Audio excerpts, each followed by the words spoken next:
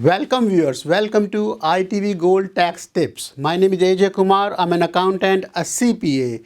In today's tax tip, we'll talk about IRS audit red flags. How does IRS determine who to audit? IRS audited less than 1% taxes, actually 0.6% taxes to be exact last year. How do they determine, how do they decide, what are the factors that helps IRS decide and how can you avoid them? Let's dig into it. In this episode, we'll talk about the income level. So higher the income you have, higher the probability you have of being audited. In general, in total, IRS audited less than 1%, actually 0.6% taxes. But if your income is more than $1 million, your audit probability is 4.3%. So higher the income, higher the audit rate. So you need to be more careful when you have higher income to avoid IRS scrutiny. Let's look at the next item, not reporting all income. All the income that you have, the W-2, the 1099 miscellaneous income, the debt write-off, the interest income, all those incomes gets reported to IRS by the person who is giving you the income. So your employer is reporting the W-2 directly to the IRS. The bank is reporting the interest income directly to the IRS. So if you miss a particular document, a lot of people miss the 1099 miscellaneous income, and then their tax return does not match with the IRS tax return. The IRS computer system, they already know what income you made. When you submit the tax return, they compare your reported income with the income that was reported to IRS. And that's an easy way IRS can find out that you did not report all your income. And a computer generated notice is sent out to the taxpayer that you forgot to have some income. That's the second type of criteria that the IRS has as who to audit. Let's look at the next one. Rental losses. A lot of people have rental properties, and when you have a W-2 income, you can't spend a lot of time on your rental property, especially if you are not a realtor or especially if you don't have multiple rental properties. There are rules around what's active rental losses, what's passive rental losses. When people claim rental losses as active rental losses and they are not the realtor, that's an easy way for IRS to find out that you cannot be spending more than 750 hours on this rental activity. You only have one apartment collecting rent. How many hours can you spend in collecting monthly rent?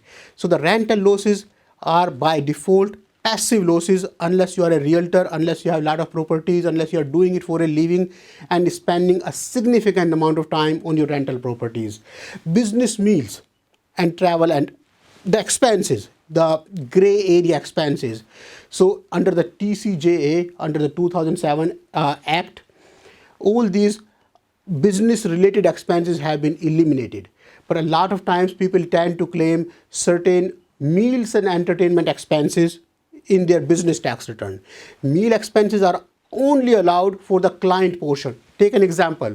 If you had a lunch with a client, you are only allowed to deduct 50% of that meal expense, the client portion, not for your own food. You would have eaten anyway. Entertainment expenses are not allowed anymore. So just be careful. Be very, very extra cautious about the meals and entertainment expenses over here.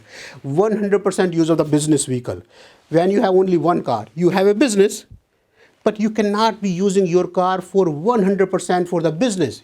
On the weekend, you take your family for the outing, you go to park, you go to cinema, you go to theater. So there is a limit. You can claim, oh, I use 50-50. You can say, no, I use 60%, I use 70%.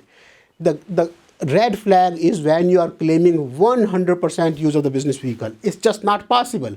Hobby losses. What does hobby means here? Hobby means when you are engaged in an activity where you don't have the intent to make profit.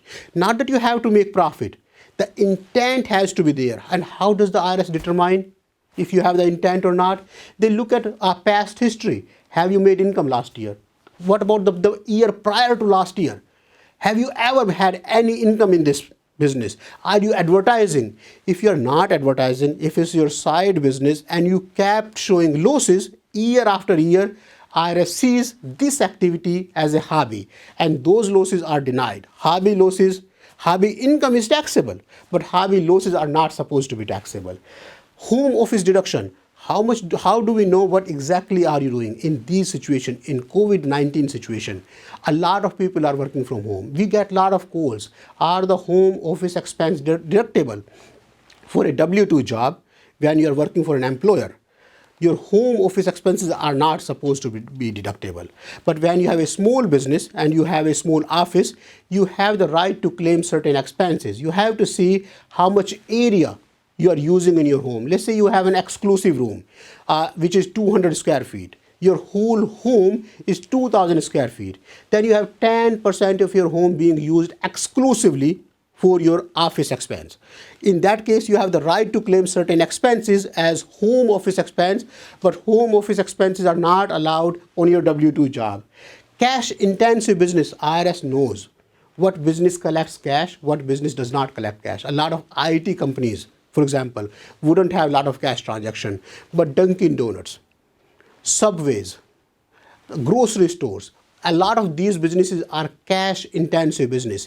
If you are looking at the bank statement and no cash is being deposited, no cash is being reported in your income, that's a clear red flag. So these are certain criteria. The list is not complete. This list gives you the main ideas at what IRS is looking out, how IRS is determining as who to audit. Please keep an eye, keep safe, keep healthy.